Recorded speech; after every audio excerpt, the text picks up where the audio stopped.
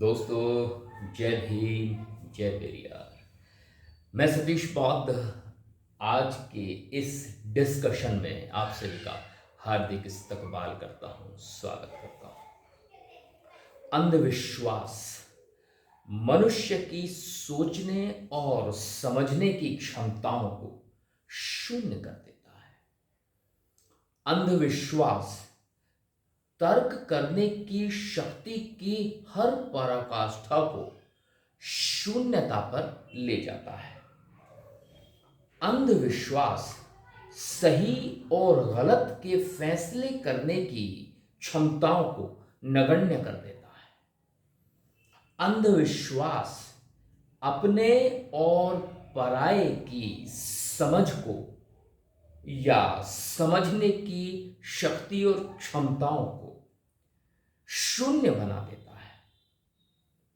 और ये जो अंधविश्वास है, ये भारत की रूढ़िवादी परंपराओं में पूरी तरह से आज भी रचा बसा है।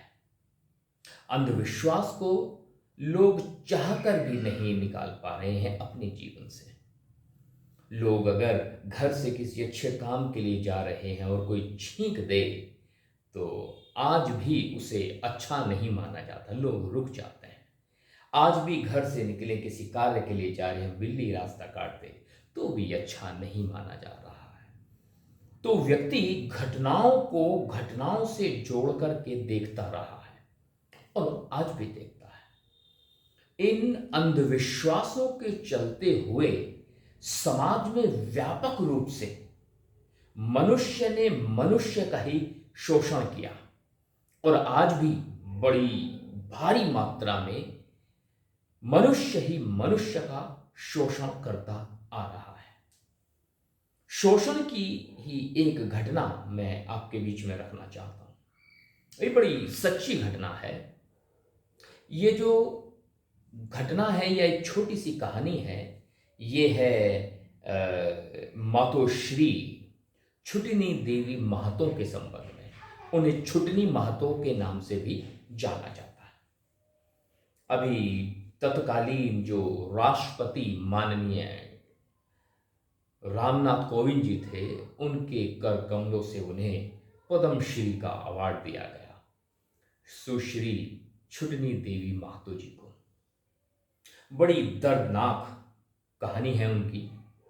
वो जो है झारखंड के एक इलाका है जिसका नाम, झारखंड का एक इलाका है जिसका नाम है सरायकेला खरसावां। वहाँ की वो रहने वाली थी, इस जिले की रहने वाली थी। हुआ कुछ यूं कि जहाँ वो रहा करती थी, वहीं के पड़ोस की जो एक बिटिया थी वो बीमार हो गई।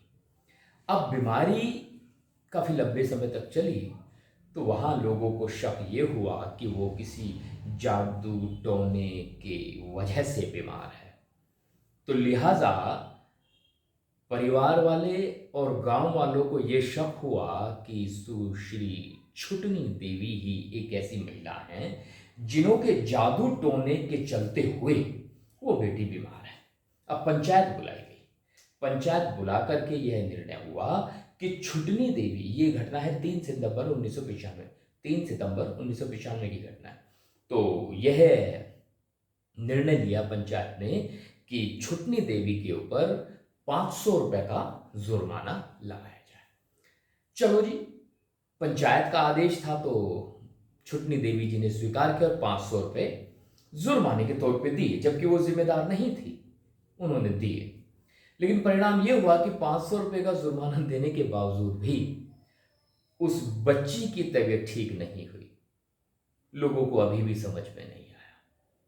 उल्टा लोगों ने ये सोचा कि ये जो सब कुछ हो रहा है ये केवल छुटनी देवी की वजह से हो रहा है। तो 40-50 लोग जत्था बना करके छुटनी देवी जी के घर में घुसे और उन्हें बालों से पकड़कर खींच कर उनके घर से बाहर लाया गया। उन्हें बेरहमी से मारा गया, पीटा गया, यहां तक कि उनके वस्त्रों को खींचा गया और फाड़ा गया। अमानवीयता की हद उस समय हुई जब उन 40-50 लोगों ने उस बेबस महिला के ऊपर मूत्र त्याग किया, मूत्र विसर्जन किया। ये सब कुछ अंधविश्वास के चलते हुए हो रहा है। इतनी गंभीर स्थिति हुई तो लिहाजा किसी तरह से उन्हें अपनी जान बचाई, वहां से भागी। भाग करके जहां जहां गई, जिनके पास गई, जिनसे भी अपनी रहम या मदद मांगी, तो सब ने मदद देने से मना कर दिया। किसी तरह से अपने भाई के घर पहुंची, तो वहां पहुंची तो उन्होंने वहां थोड़ी सी मदद मिली, तो पता चला कि किसी वजह से उनकी माता जी का भी देहांत हो गया। अब तो पक्का हो गया कि भाई साहब, ये जो महिला है, ये महिला समाज में रहने लायक नहीं है, ये तो डायन है। तो पूरे गांव ने, पूरे समाज ने उस महिला को डायन घोषित कर दिया। उसके पास रहने की जगह नहीं है, खाने के लिए रोटी नहीं है, पहनने के लिए कपड़े नहीं है। चिथड़े लपेट करके किसी तरह से अपनी अस्मत को संभालती हुई वो महिला दर बदर भटक रही थी। फिर कहीं जाके एक झोंपड़ी बनाई और वहां जीवन निर्वाह किया। धीरे धीरे अपना जीवन चलाना शुरू किया, मजदूरी की, बच्चों का पेट पाला। अंततः जब वो दिन नहीं रहे तो ये दिन भी नहीं रहेंगे। अच्छे दिन और बुरे दिन कोई भी नहीं रुकता है। उनके जीवन में परिवर्तन आया और एक एनजीओ से मुलाकात, एनजीओ के लोगों से मुलाकात हुई। उस एनजीओ के साथ जुड़ करके उन्होंने हस्तकला, सिलाई, बुनाई, कढ़ाई के संबंध से कार्य करने शुरू किए। और अब आलम यह हुआ कि उन्होंने अपनी जैसी बेसहारा महिलाओं को, वो महिलाएं जिन्हें अंधविश्वास के चलते डायन घोषित कर दिया गया, अंधविश्वास के चलते जिन्हें समाज से बहिष्कृत कर दिया गया, उन महिलाओं को सशक्तिकरण देने के लिए इन्होंने काम करना शुरू किया। और परिणाम ये हुआ कि अंततः भारत के पूर्व राष्ट्रपति या तत्कालीन राष्ट्रपति श्री रामनाथ कोविंद जी के द्वारा उन्हें पद्मश्री के सम्मान से सम्मानित किया गया। तो मैं इस समाज को ये बताना चाहता हूं कि ऐसे ऐसे उदाहरण हमारे समाज में हैं जिन्हें हमारे ही लोगों ने डायन घोषित कर दिया। अंधविश्वास के चलते हुए उन्हें बहिष्कृत कर दिया गया समाज से और उनके ऊपर अमानवीय प्रताड़नाएं और अत्याचार किए गए। तो ये जो सारी चीज़ें हैं, ये किस वजह से हुई? ये केवल और केवल अंधविश्वास के चलते हुई। लेकिन फिर भी उन्होंने हिम्मत नहीं हारी। तो मैं यही संदेश इस घटना के माध्यम से देना चाहता हूं कि साथियों, मैं समझता हूं कि झारखंड में अंधविश्वास आज भी अपनी जड़ें मजबूत करके बैठा हुआ है, लेकिन फिर भी अंधविश्वास के खिलाफ एक मुहिम को मजबूती देने के लिए हमें एकजुट हो जाना चाहिए और हमें समाज को सभ्य समाज बनाने के लिए, आधुनिकता की ओर ले जाने के लिए हमें सबको मिलकर के, सशक्त होकर के सत्य को सत्य कहने की क्षमताएं पैदा करनी पड़ेंगी। हमें लोगों की मदद करनी पड़ेगी। हमें लोगों को बताना पड़ेगा कि अंधविश्वास हमें बर्बादी की ओर ले जाता है। मैं उम्मीद करता हूं कि आपको ये घटना से ज़रूर कुछ ना कुछ सीखने को मिला होगा। इन्हीं शब्दों के साथ मैं सतीश बाबदा आप सभी से विदा लेता हूं।